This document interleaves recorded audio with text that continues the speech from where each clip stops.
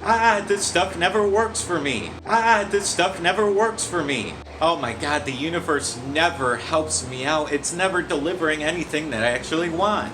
Oh my God, the universe never helps me out. It's never delivering anything that I actually want. Are you kidding me? This manifestation stuff is total BS. Are you kidding me? This manifestation stuff is total BS.